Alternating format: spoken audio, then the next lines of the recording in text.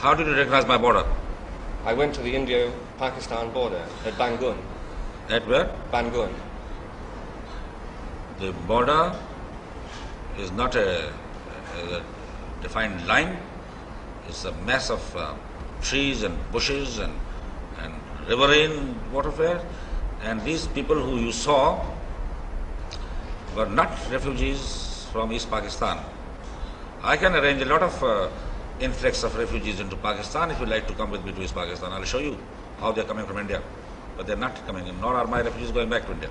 You're saying that the people I saw coming with their kitchens and their houses on their heads and all their belongings with them were not refugees from Pakistan? No.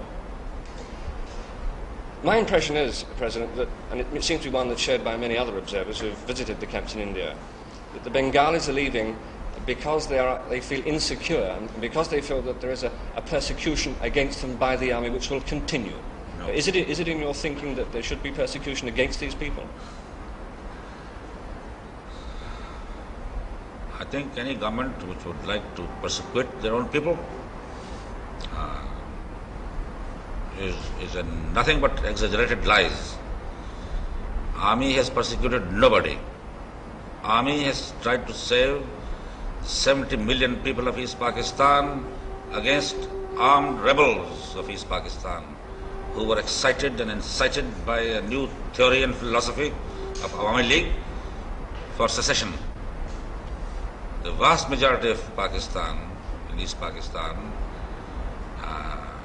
have heaved a sigh of relief that this trend and this movement and this agitation has stopped because of army action. So you're saying, to your knowledge, there has never been, and there is not now, a selective policy of genocide of any kind in East Pakistan? Most certainly not. The most common criticism against you abroad is that you are out of touch, that you don't know what's going on in East Pakistan. What is your comment on that? Well, if a head of a state is out of touch with any part of his country, I don't think he has any damn right to remain the head of state.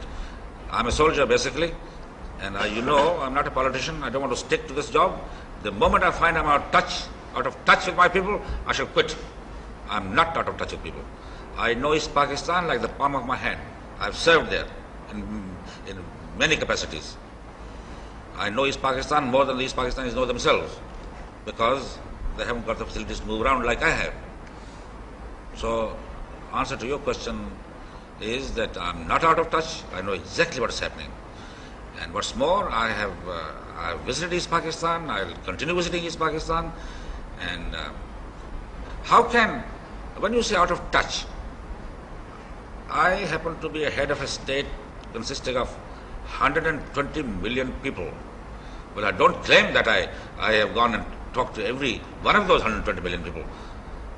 But the personal contact with individuals is not the only means of the head of state knowing what's happening in this country. There's no doubt in your mind that all that's going on there you know about. Absolutely.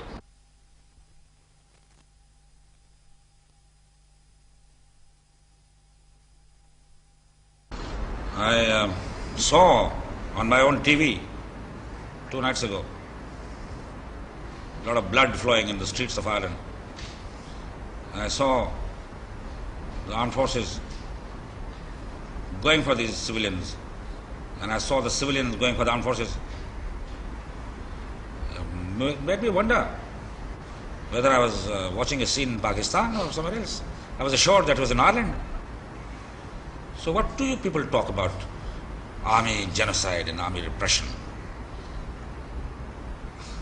The basic fact is that no government worth its name will allow lawlessness. No government worth its name will allow this kind of brutal activities against their own people.